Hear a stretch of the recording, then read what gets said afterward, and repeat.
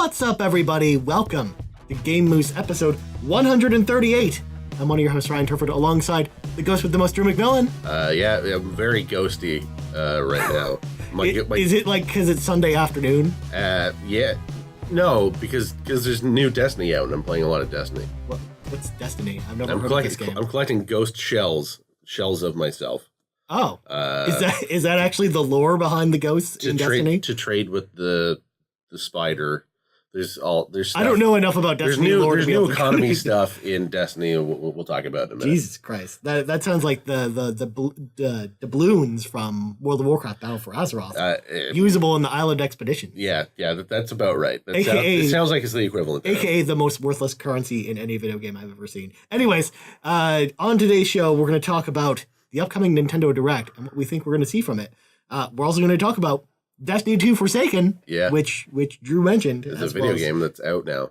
Also, we're going to ask the question, why the hell is Final Fantasy 15 Pocket Edition on PS4? Who knows? We'll find out. We'll find out. But first, Drew, there was something...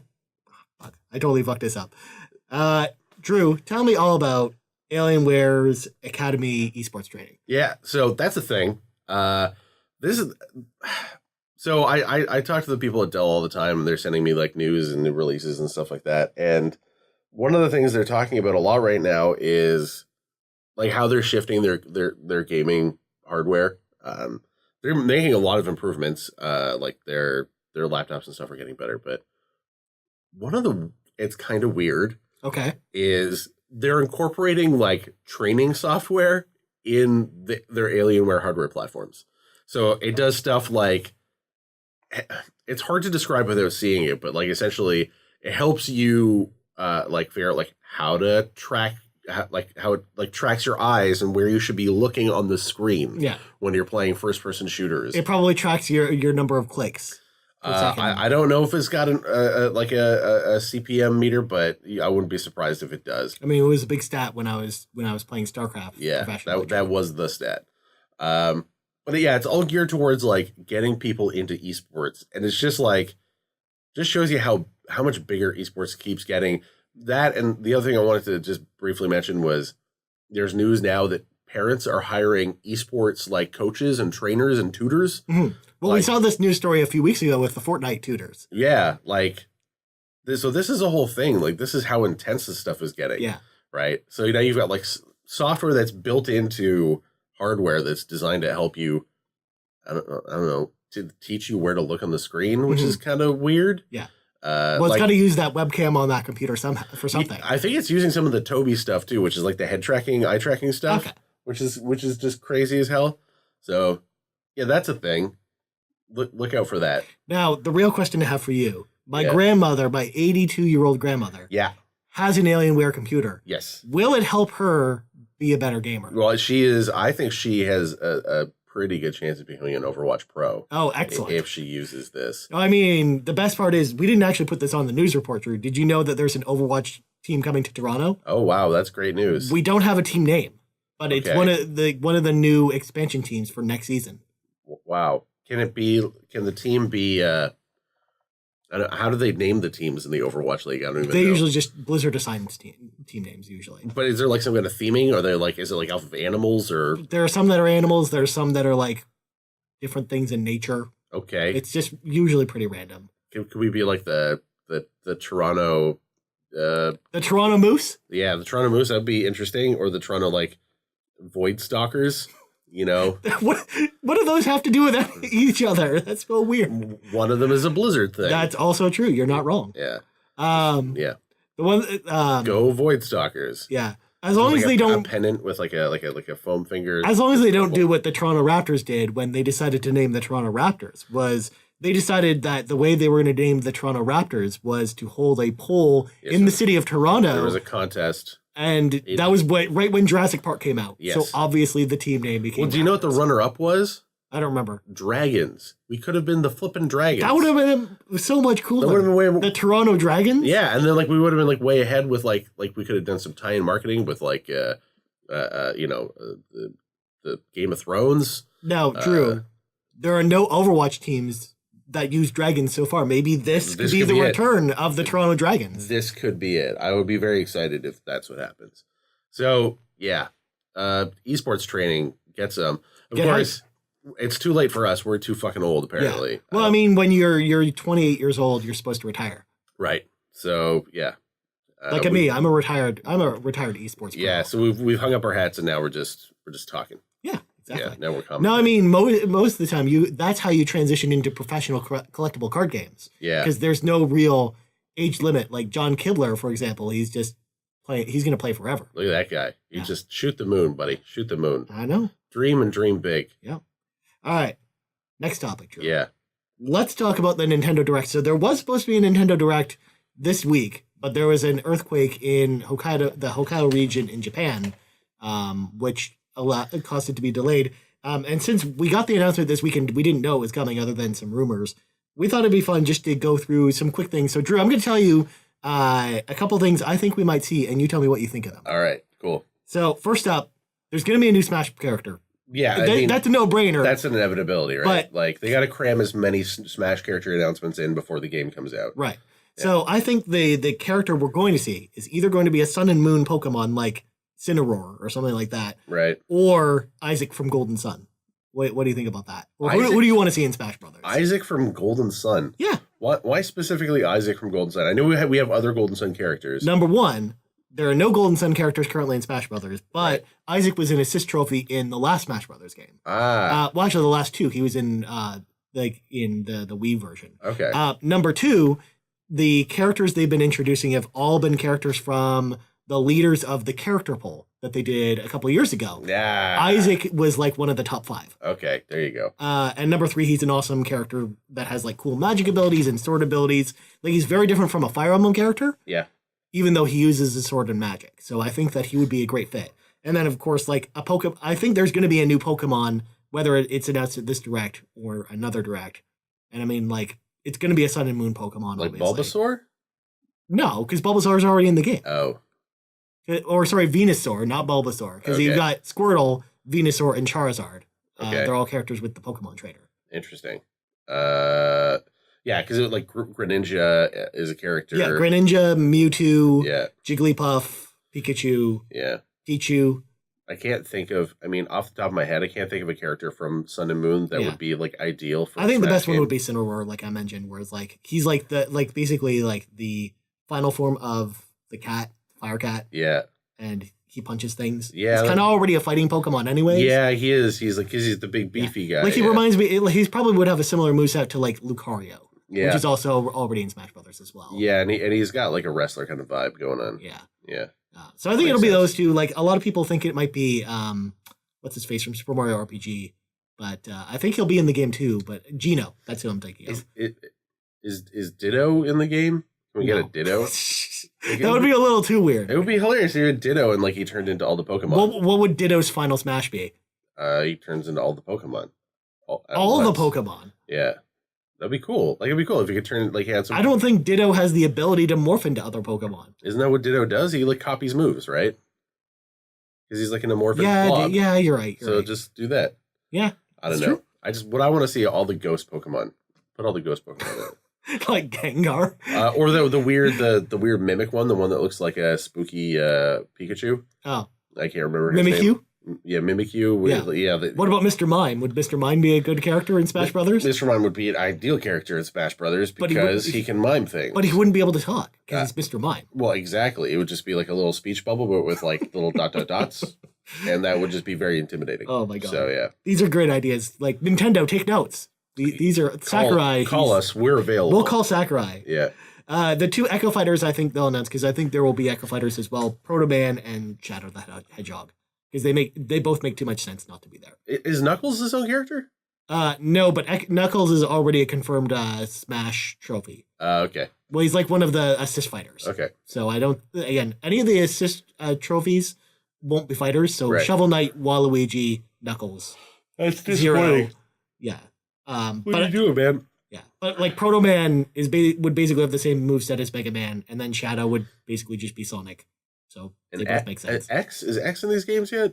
No. Yeah. X is part of Mega Man's Final Smash because he basically He summons all the Mega Mans. he summons all the different Mega Mans across the generations. Yeah. And including they shoot people. the Net Battle one. Yeah. Yeah.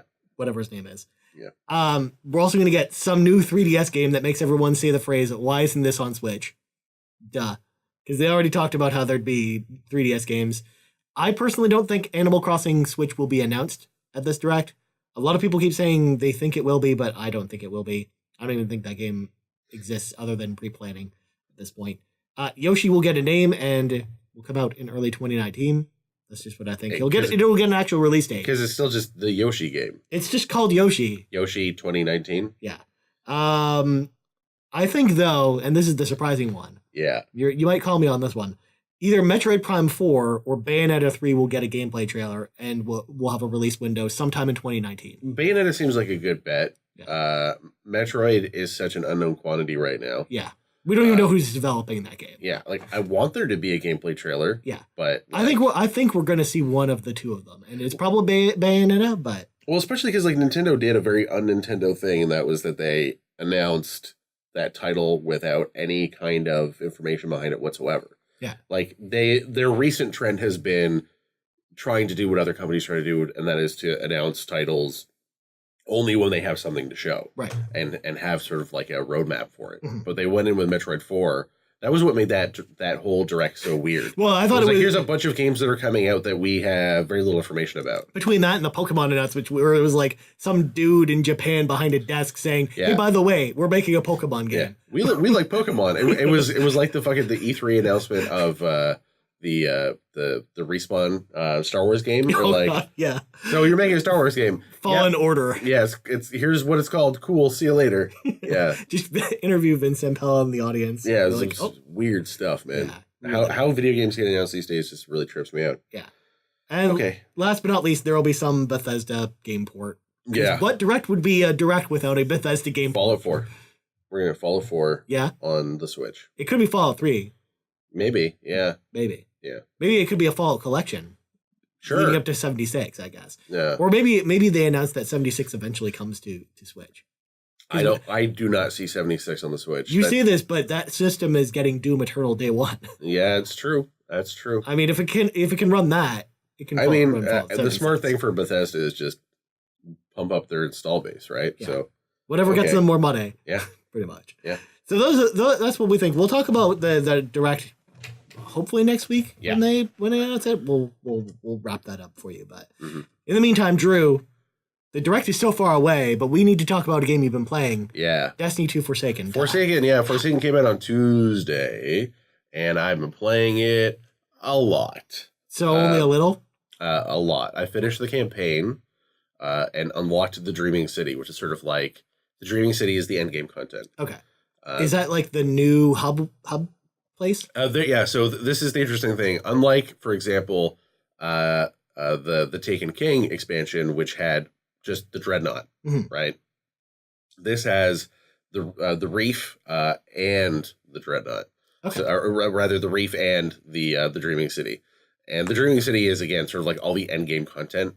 It's sort of like all the stuff that you did in the Taken King that was all like post campaign, excuse me, sort of endgame kind of stuff.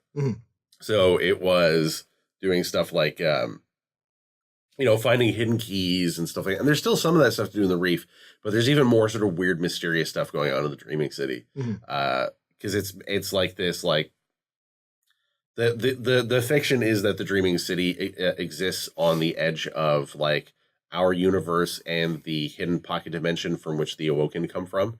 So, and that was sort of the really interesting thing, is that this game really expands a lot on the lore. It did the thing. It basically brought Grimoire cards back, right? Why? Essentially, no one likes Grimoire cards. Nobody did, but because they weren't in the game. Right, that was the thing that frustrated everybody. That's true. So they've taken them, they brought them back, and they put them in the game. So you'll find like little items hidden throughout the environment, and they will unlock little things. And it's more along the lines of what was really successful with the Taken King again, which was the Book of Sorrows, which was the whole thing. Like you found these bits and pieces of the lore that added Grimoire cards, and it was an entire like background to like the origin of the Hive. Right, so it gave you the whole like this is where the hive came from. And the explanation was you were finding these little bits of information as you were exploring the dreadnought. So it's the same sort of idea as you're exploring the reef and stuff, you find out what sort of like the true history of the Awoken are. And the Awoken have this whole thing so the whole thing with Destiny is it's a fantasy game, right? The thing that it's a fantasy game with guns. It just happens to take place in space, but it's basically a fantasy game. Well, even like when they initially set out to make the game, they wanted to make a fantasy game, right? And there's some early concept art where like there's like one of the most like what look like Guardians, but like in more sort of like medieval armor fighting a giant frog, right? And that was because that was like the early concept of the game. See, that would have been way cooler. They were just going to make a straight like action RPG fantasy game. Yeah. Wait, so what you're trying to say is like the frog like concept design, that's what morphed into like the 4-legged tanks that I hate so much? Possibly. Or I mean like something similar there too. I think that was just very, very early on. Right. And they kind of decided, well, one of the things we do really good is shooting, so let's stick with that. And they said, why don't we take the things that we love about fantasy and sort of transpose that into a science fiction kind of universe, which is where we get a lot of the concepts. So that's why you have the Titan, which is basically just a fighter. You have the Warlock, which is a wizard in traditional like fantasy RPG. I mean, he's called a Warlock. Yeah, and you have a Hunter, which is basically a traditional rogue in fantasy RPG. So like everything kind of lines up pretty one-to-one. And again, the species are the character races that you play as. Like essentially the Awoken are like elves, and they've likened them to elves. So they have like this whole like thing about having like a hidden city, right? Kind of like just like in Tolkien, right? Like there's the hidden like the city of like the hidden elven city in the forest that you could only see because of magic or whatever. Like it was like hidden behind a veil. This is the same. That's what like the Dreaming City is kind of like. Is the idea that this is the city of the Awoken, and so the whole thing with the Awoken is they we learn the history that it was a colony ship that was trying to escape Earth during the collapse, and there's this wave of like energy from the Traveler that was trying to protect humanity, and a wave of like darkness energy, and they collided. And when they collided, they created a black hole, and that black hole sort of like sucked the ship in. And when they went inside, it turned out to be like this pocket dimension where like it's like they can create like thought forms, right? The idea is that like they've sort of like transcended humanity. They've awoken, right? So they created their own sort of like magical universe inside this pocket dimension, which they called the distributary. And this is all like the crazy lore nerdy stuff that you can really dive deep. This is not like the obvious on the surface stuff. This is like you have to read all the books and shit like that. Right. And so I think all this stuff is really cool. That's all the stuff I wanted to learn about. This is stuff I've been wanting for so long. Yeah. They're finally answering your question. So all that stuff was really cool that we actually got an answer to what the Awoken are, who the Queen is, what's going on. And we don't have final answers to what's going on because the way the story goes is really interesting. And that is that like it's focused on taking out these guys who killed Cade. Right. And so you deal with that, but then there's a whole sort of like at the very end, there's and I don't want to spoil anything for anybody, but there's a final boss fight that sort of reveals that there's more going on than we really realize. Right. That somebody actually set all of these events in motion, and it wasn't Aldrin and it wasn't the Barons. There's more to it than that. The Puppet Master. There's some Puppet Master out there, yes. And who that is still up for debate. We don't know for sure. Because we won't know until the raid launches on the 14th. Oh, okay. Yeah. They're gonna reveal that soon. I figured that was like the tantalizing point for the next expansion. It is, but it's going to come out with the raid, definitively who it is. Essentially, like you think that it's all Aldrin up to a certain point, and then you realize, wait, there's probably more going on here than we really, and then you start getting some names and people start telling you, oh, hey, this person might be involved and this person might be involved, but you don't really know who that is necessarily yet. You have sort of hints of it, and you have people telling like, I'm not sure who this is. I think it's this person. And when I know, I'll tell you, but we don't know yet. Right. And that's going to be like revealed because essentially whoever the present Puppet Master is the person who I suspect is going to be the last boss in the raid. And there's been some stuff leaked that's basically confirmed that, but I want people to find that out on their own if they're interested. Yeah. Like go out, look it up. You can find out for yourself, but it's really cool. There's sort of more layers to it. How the narrative flows is not fantastic. Well, right. That's never been Destiny's strong suit though. No, like there's a whole bunch of stuff where like you end up sort of scratching your head. It's like, well, if this was the whole goal, if the whole goal was X, all of the stuff that this person did doesn't necessarily make sense as to why they did that. Right. Like killing Cade and releasing the Barons kind of didn't seem entirely necessary. They also at no point really expressly tell you who the Forsaken, well, like what the Forsaken are. You just kind of get these little hints of, oh, well, they're fallen that have been infused with dark ether. So like they eat. Oh boy. Yeah. So the whole thing with the fallen is they sustain themselves with like this like pure energy substance that's like converted from using the servitors, these weird giant robots that like they feed them ether, and without them they wouldn't be able to live. Okay. And then apparently something happened where like it got tainted with darkness, and that was the dark ether, and that turned them into the Forsaken. But it's never expressly said. And there's some hints at like that they are using the sword logic, which is a whole thing. Like that's how the Hive became the Hive. The Hive started off as like these like sort of like the pitiful little insect creatures called the Krill, and they eventually evolved into the Hive by taking on these alien parasites, and then using this thing called the sword logic, was basically this like doctrine of of like evolution, like the strongest survive sort of thing, and like the more you kill something, the more powerful you are, and so like absorbing the strength of, so like they would go and like destroy entire species, and that would make them more powerful. Then they would also like steal their technology and like take bits of their genetics and incorporate them into themselves on like a scientific level, but also like there's some like weird like metaphysical stuff where again like the Hive, when you reach a certain point, they can start occupying a pocket dimension, which they called their throne world, which is in the Ascendant realm, that has something to do with the darkness. Oh my god! The lore in this game is so fucking weird at this point. But at least there was some stuff, right? There was more stuff, and there's some more clear explanations. Well, it could have just been easy for them not to elaborate on some of the stuff. So and they're going back to some stuff that has been like in the fiction for a long time. So, like I said, this game is essentially a fantasy game. So there's some classical fantasy elements that they've hinted at. So, like, i.e., there's a planet that's covered in bones. Right, the bones of some giant creatures, and we're not quite sure what those things are. Right, and there's been some hints that maybe those things are what are called the Ahamkara, which are like these. There's all these like writings about them. Like there's a bunch of like weapons and stuff like that that talk about the Ahamkara, which are basically they're kind of like they're like dragons, right? Okay. They are very tricky and they grant wishes, but the wishes always come with a price, so they've got a little bit of like genie in them as well. But they're always described as being somewhat dragon-like in their appearance. And in the history of Destiny, before our character sort of comes along years ago, the old Guardians sort of encountered them, and they realized that like these things, like the price was way too high, and these things were way too dangerous, so they hunted them to extinction. Or maybe they didn't. Or maybe they thought they killed all of them, but they didn't. Right. They're just hiding underneath the bones. Yeah, so there's a whole thing about that. Or maybe they're just hiding inside their pot of gold, like in the movie Leprechaun. Yeah. When they thought they killed the leprechaun, he was really just alive all along. He was in the pot of gold the whole time. Yeah. So yeah, there's definitely an aspect of leprechauns in pots of gold in this game. Excellent. But I'm glad I could tie Destiny into Leprechaun. Yeah, the shooting has just gotten better. Bows are a lot of fun. I really like them. I don't know if they're necessarily competitive, but I keep using mine. I always hate using bows in first person. I don't know why. There's never been a time where it felt right. Yeah, I mean, and it's interesting because the arrows explode. So even if you miss, it's not like you can still do stuff like strategically, like kind of like shoot around corners, so that because there's like a small like area explosion that will like sometimes will push a guy out from behind cover and stuff like that. So there's definitely like some strategy about it. Yeah, and then like.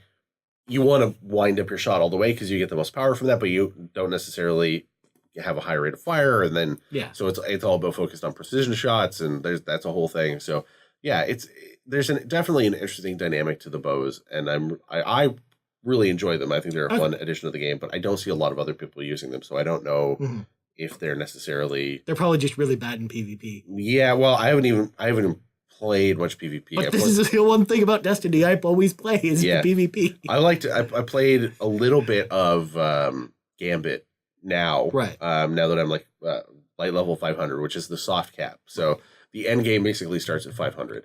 Right. Now I'm like it's crawling up to 600 at this point. Yeah.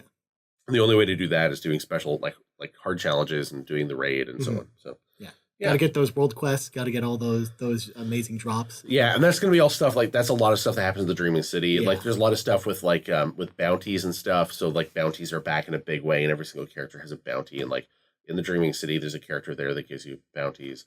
But yeah, like you meet some characters throughout the course of the campaign that like. Again, it's really important characters that we've never seen before, which is really exciting. So I really enjoyed it. It sounds like you were having a ball with this game. It is not without its problems, but it is still it's great. Still Destiny. So like whether the whatever you think about Destiny already, probably not going to change your mind. No, but if you're really into Destiny, it sounds like it's better than any of the content we've gotten since Destiny 2 launched. Yeah, I don't think Brock will like this, but I mean, what about Sean? He just started playing Destiny again. I think now is a great time to get into the game, especially too with the whole character boost thing. So like if you were like, well, I just want to play the new stuff. This is what I tell people anytime there's a new World of Warcraft expansion or an MMO expansion is like that's the best time to get into a new MMO. So there's a game like that. There's a fuck ton of content here. Like you can spend $80 in a game and have a good 120 hours worth of gameplay right now. Yep. So yeah. Sweet. Yeah, that's it. That's what's up. So Drew, I played a couple games this week. Now, I had tweeted out that I was replaying Tomb Raider and then Rise of the Tomb Raider again in preparation for Shadow of the Tomb Raider this week, which I'm very excited about. I played through Tomb Raider 1 again, and I came away feeling much higher about it than when I first played it. Yeah. Because it's a game we talked about on the show where like I don't really like the ending for that game, and I still feel the same way. But I had forgotten almost how good the rest of that game was. Because when you play through the beginning and the middle and pretty much up until the last hour of that game, it's an amazing Metroidvania game. And if you like Metroidvania games, it's a fantastic game to play. Well, you know I do. So yeah, like so Tomb Raider, I loved it a lot. It's still gorgeous. Like it still looks really good, even though it's from 2013. Like it's a 5-year-old game. I was playing the definitive edition on Xbox. Right. And yeah, it's on Game Pass right now. So if you haven't played it, go play it. Okay. Yeah, I definitely will. Yeah. The other two games, though, I'm going to talk about World of Warcraft in a second, but I want to talk about The Messenger. So have you seen anything about The Messenger? Yeah, that Joan of Arc game that you keep talking about. The Joan of Arc game. Yeah. No, it's about the time-traveling ninja. Right, the one that flips between 8-bit and 16-bit. Right. Which just sounds really cool. So I'm going to spoil something about the game. Yeah. Not from the story-wise, but I'm going to tell you about what happens about halfway through the game. Do you as far as the combat goes. Do you unlock a 32X and then it goes to 32-bit mode? If only. That would be great. No, so what happens is when you get to the halfway point in the game, it's basically like it starts off as like a linear like 2D action platformer like Ninja Gaiden. Yeah. But when you get to the halfway point, it becomes a Metroidvania. Oh, cool. A really, really, really, really good Metroidvania game because you've gone through all the levels like Ninja Gaiden. Right. But now it basically like when you get to the halfway point, it completely opens up all those levels to you, like you totally think about each level that you already went through differently because oh shit, I can now travel through them with these new powers I have. You know what what it reminds me a little bit more of is Mega Man X. Yeah. Right, because like X, at least X, you still do it non-linearly, but in X you go through all of the boss stages, and then you will inevitably unlock some powers that will open up new areas, and then you have to like the helmet where you can break through blocks. Yeah, so then you have to use those abilities to find new capsules so that you can get. Well, I mean, you don't have to get those things, but it makes Or like when you go to Spark Mandrill stage, it's totally well put together when you first go through it, but then when you beat Storm Eagle, his plane crashes through the level, and then the level is completely different. Exactly. Or like there are a couple where like there are a couple like that. Like Flame Mammoth like completely freezes over. Yeah, freezes over. Yeah, because Chill Penguin. Yeah. Now to be fair, I don't know why you would never not kill Chill Penguin first, but you know it's fine. He's too easy. But yeah, so getting back to The Messenger, I just finished it yesterday. And holy crap, man, it is fantastic. It's one of my favorite games this year for sure. And the music is amazing. The level design is amazing. The combat is excellent. All the bosses are really unique. Cool. And again, playing some of the bosses in 16 mode versus 8-bit mode changes the boss mechanics and the way they look and stuff. Like there's a lot of amazing layers they put into this game that makes it feel like not a lot of other games I've played. And again, the whole switch to Metroidvania much feels like when the castle flipped over in Symphony of the Night. Yeah, it makes you think about the entire game completely differently. Yeah, the reverse castle. Yeah, yeah. Cool. So That's very awesome. I This sounds totally like recommend it. What platforms is this on? Currently on Switch and PC. Okay. If you've purchased a Devolver Digital game on Nintendo Switch already, Yeah. the game is $13 Canadian. Cool. But if you haven't, it's $20. All right.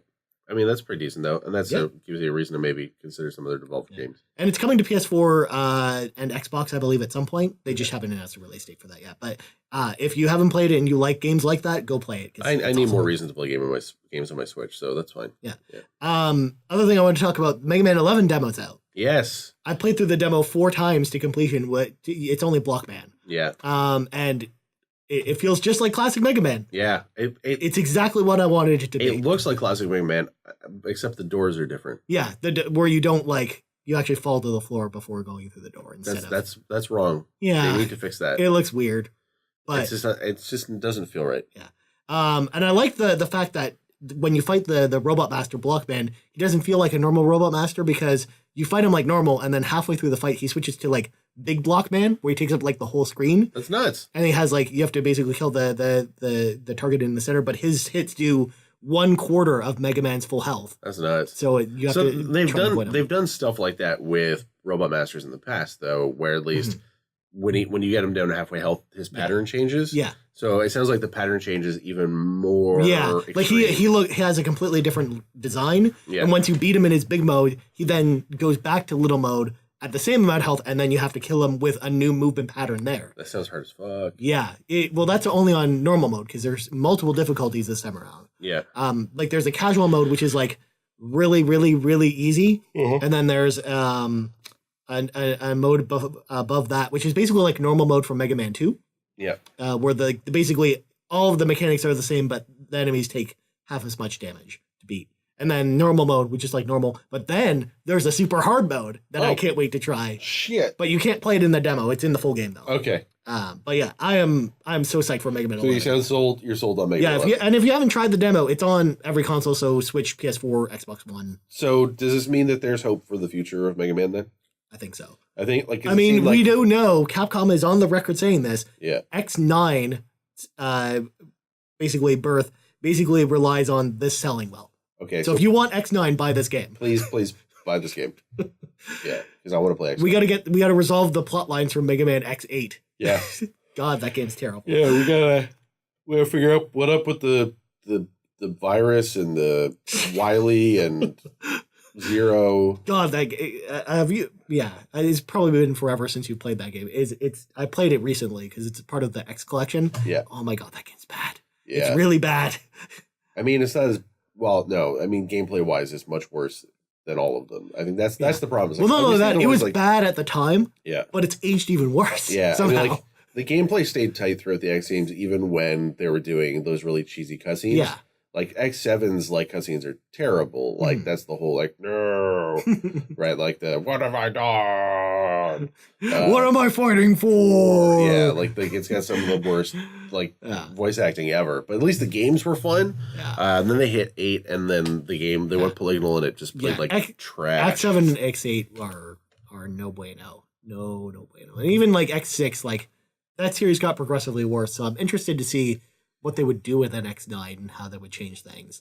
And then the last thing I played, of course, World of Warcraft. But this is the last time I'm talking about World of Warcraft because I'm officially taking a break from World of Warcraft to play new games that are coming out this week. Because the Old Deer Raid came out this week. I played it with a group, which is just a group of randoms. Okay. We finished the all 7 bosses on normal. So I finished the raid already. Holy shit. Yeah, well, I did it in one night. So, yeah, I mean, to be fair. That makes it sound approachable. Yeah. Oh, yeah, for sure. Playing on normal is a breeze. It's, there's some, as long as you watch boss videos ahead of time, you get all the mechanics down. So when you go into them, you're prepared. That's the main thing. I think that's arguably the thing that I find the most frustrating. It was so in the history of video games, when we talk about something like Mega Man, right? You got to a boss, you played the boss, you got an understanding of, okay, it's about pattern recognition. Right. You got a sense of what his or her pattern would be. But you probably die in the first run, right? Yeah. And then it was just refining that, and you had at least 3 attempts to do that before you had to do the whole level again. Right. With how MMOs do it is, or at least for a while has been, each boss has that, and you have to learn that yourself. But learning that is so esoteric, right? Like they don't communicate any of that information clearly to you in game. Yeah. That you need to go to some kind of expert outside of the game to try to figure out. Okay, what is the actual you can. mechanic? They actually are much better about communicating that now. It wasn't like that in vanilla days, where they were like, "All right, there's just this pattern on the floor, and if you step in it, you just instantly die." Yeah. There's nothing like that anymore. Where it's very much like there are enough in-game indicators to tell you this is what you need to avoid. There's also an in-game dungeon guide that you can consult for every raid boss that tells you each of its mechanics. See, that's something that I'd like to see Destiny do, or something similar to that. Because to me, not telling you what's going on is not a challenge, right? That's not the challenge I'm interested in. Like, just not telling me is not.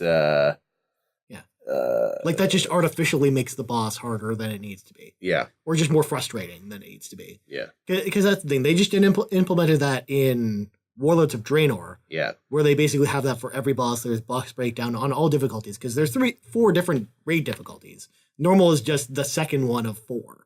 And they get progressively harder and harder. Like if you do Mythic, it's like ridiculously difficult. So, yeah. I'll go back and play the Heroic difficulty raid in a few weeks, probably. Okay. But because again, I do want to play it. Are you like level cap, right? It's now just about getting gear, right? Yeah, it's all about gear. Because you can't do the raids or any of the end game content until you hit max level with a character. So I'm like item level 365, and that's like 380 is like the max you can get right now. So I'm pretty close to the max. And again, it's similar to Destiny's end game activities where you have things like world quests, where there are like quests in each region of the world that give you different rewards. There's also reputations with a bunch of factions you can get that give you different rewards. There's also new PvP rewards, which is something I really like, where basically it kind of like if you enable PvP now, it's kind of like the Division's Dark Zone. Yeah. Where basically when you have if you kill enough players, you get a bounty on your head. And players that kill you basically get extra rewards. But if you stay alive long enough, the longer you stay alive, the more rewards you get it's the classic risk reward kind of. And then they also do like item drops, kind of like in the Division, where they drop items, and then basically if you have like a certain amount of time to loot a chest and sort of evacuate it out of the area before you get killed by the players. Like they're doing some really interesting stuff with that. Plus, there are new warfronts, which is a new feature they brought out this week, which is kind of like a real-time strategy battle inside of World of Warcraft. Basically, the Horde have a fortress outside of an Alliance fortress. Yeah. And they basically keep trying to take it over, and you as the Horde have to basically contribute as a server to basically build up the base, train troops. Like you have to build the barracks and the farms, and you have to build the peons to go get like different minerals for your base and stuff. It's really cool. Yeah. Especially if you like the Warcraft RTS like I do. So. So do I. I remember like them previewing that a long time ago, like in betas and stuff like that. It sounds really fun. Yeah. So lots of stuff to do. Yeah, cool. So let's move on now. Yeah. To the news. There's some news to talk We have about. a couple news stories, but again, most of these are really weird, and I know we're gonna talk about a few of them here. So in a surprise move, Square Enix has brought Final Fantasy 15 Pocket Edition to PS4 and Xbox One this week. It's also coming later to Nintendo Switch, but I have to ask you, Drew, why the hell does this exist? Like, why is this a thing? Like, Final Fantasy 15 is already on those platforms. Why do you need the Pocket Edition, which is the same game, but with less features? Yeah, I don't understand what's happening here. Because, like, there's a slight price difference, but they basically cost the same price, too, which is like... So, essentially, they're porting... The mobile version of a game to a platform that already has the game. Yeah. It's so fucking weird. I don't understand. Why does Square Enix do this? It's weird. I mean, trying to figure out what Square Enix does in general is super bizarre. Now, for those at home who don't know what Final Fantasy 15 Pocket Edition is, it's the mobile version of Final Fantasy 15, but it's episodic. Yeah. It's the whole game. Yeah. The whole normal game, but with chibi characters instead of the fancy new characters. Yeah. And it's episodic.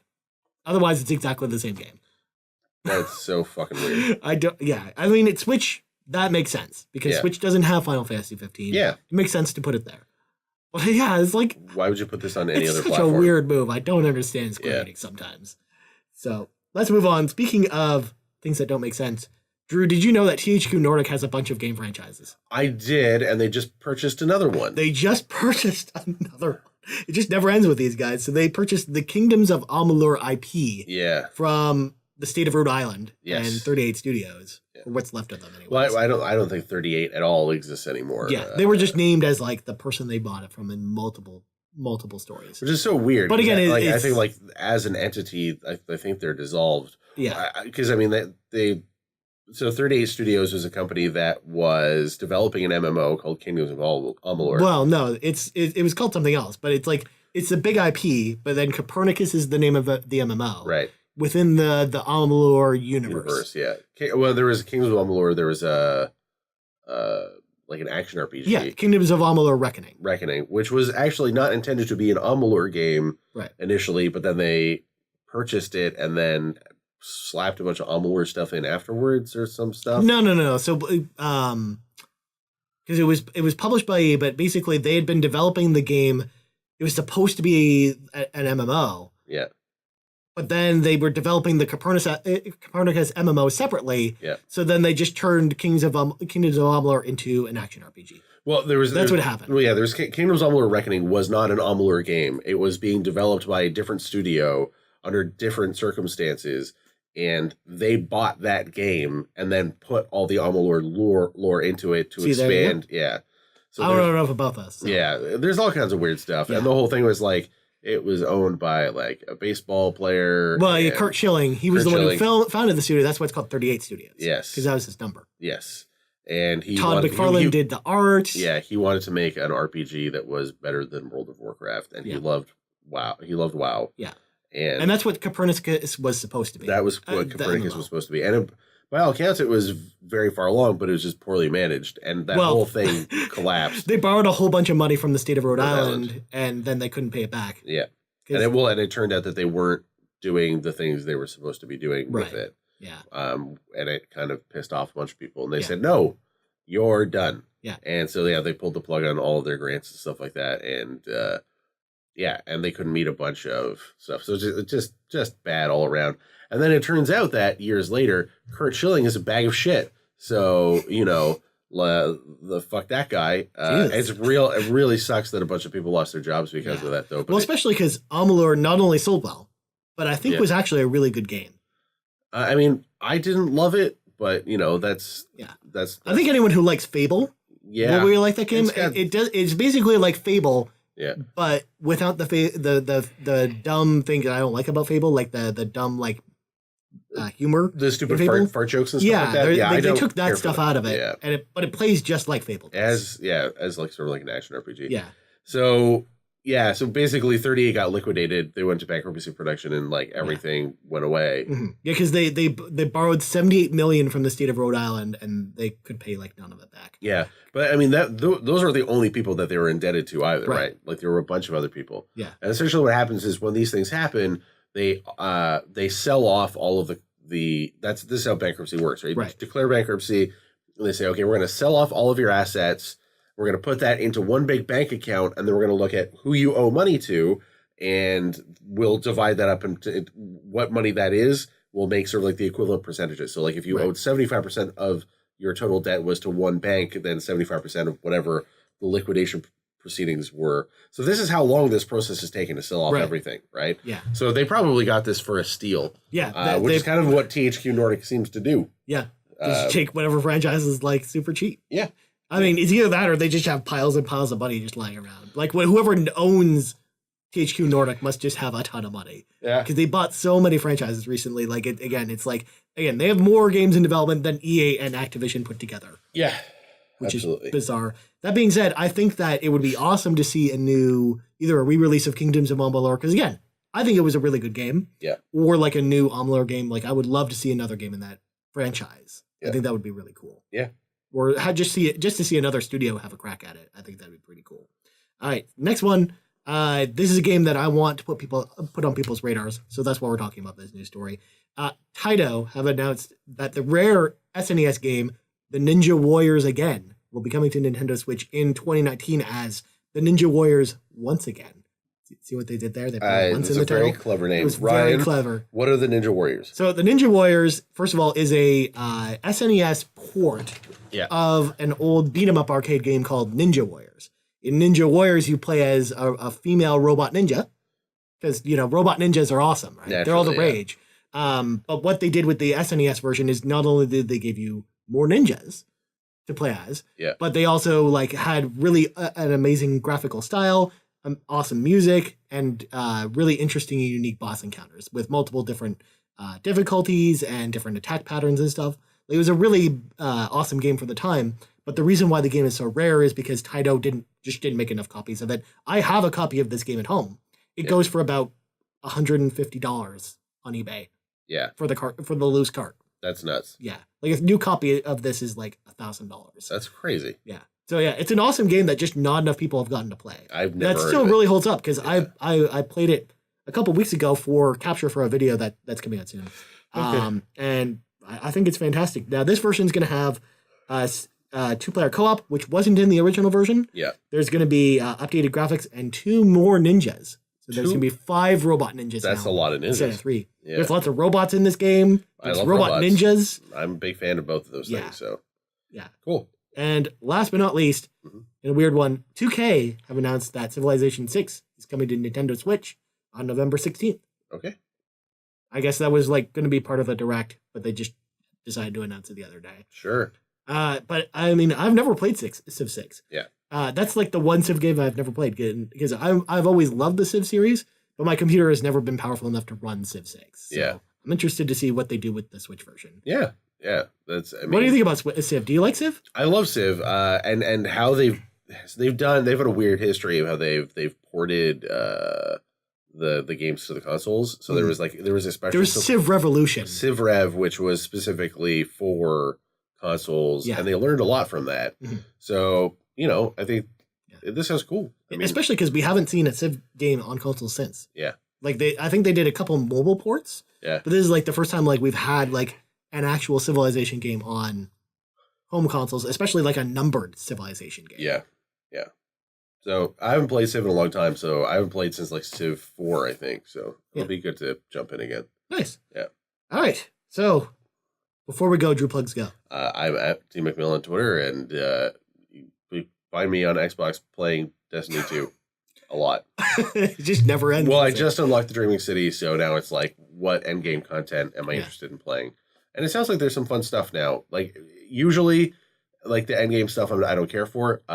There's there's an equivalent of what would be the Court of Oryx in Taken King and Escalation Protocol that they introduced in Warmind, which is kind of like a wave based. They have a new wave based thing called the Blind Well, and you do sort of a wave based thing there, a horde mode as it were, right? And you unlock cool stuff there, and then then the raid will come out. This is the first time I'm actually genuinely very excited about a raid and learning. Well, I mean, it's not just on the big ship, the Leviathan or whatever it's called. Yeah, no, it's not on the Leviathan this time. Thank God. This is the first raid, because what they did for the other expansions was they didn't add new raids, they just added a new raid layer. They had basically essentially a new end boss. Yeah. Which again is a unique approach, but it's I can imagine that being old by the second expansion. Yeah. And and here we are on the third, so at least this is going to be a whole new raid. Exactly. And it'll be interesting to see what it is, and yeah. Because my big problem with the old year raid that we just played in World of Warcraft is it's too similar because it's a troll raid where there's you're fighting blood trolls and then you're fighting old gods, but they're all characters we've seen before, so it's I'm less enthused about that. Yeah. People like trolls will like that raid, but it's it's tough to if you don't. I like the trolls. I like troll dolls. Yeah. I like the movie Trolls. Do you like the movie Troll? I like the movie 2? Troll 2. Yeah. So. When they announced the movie Trolls, I photoshopped this really cool poster that was a mix between the Aliens poster and Troll 2, because I was man, this is the next evolution of Troll 2 is Trolls. Yeah. You're doing God's work, Ryan. I mean, it's just the Predator franchise, Drew. That's how it evolves. Yeah. Predator 2, then Predators, then the Predator. Yeah. It's going all the way back. Yeah. That comes out this week. It does. Yeah. That's a TIFF. Yeah. They did a screening at TIFF a few days So ago. is Halloween, though, which I hear is amazing. I find that hard to believe. I hear it's really good. I can't wait to see it. How many times can you reboot a horror franchise? And the answer is apparently as many times as it'll still Hey, make this money. is only the 4th continuity of Halloween. Yeah. Time continuity. It's fine. Sure. It's fine. Okay. I mean, what about Halloween 3 Season of the Witch? You like that movie? It's an American classic. So It's got pumpkin masks that kill children. You know it does. It's really weird. Yeah. Anyways, you can find me on Twitter at Ryan Turford. That's TURFORD. I should mention as well before we go that neither of us have played Spider-Man, which is why we didn't talk about it this week. I know Brock has lots to say about Spider-Man, so you can go hit him up on Twitter at Brock McLaughlin. Did you like that segue? Mm. You can find us Game Moose on game-moose.com every single Monday at noon Eastern Standard Time. You can also find us on podcast services around the globe, including Spreaker, Apple Podcasts, and many, many more. Not SoundCloud or anything like that. You can also find us on Twitter at game_moose_cast, on Facebook at facebook.com/game-moose-podcast. That's it. That's all the things with the stuff. Cool. Yeah. Anyways, for Drew McMillan, I'm Ryan Turford. This has been episode 138 of the Game Moose Podcast, and we're out.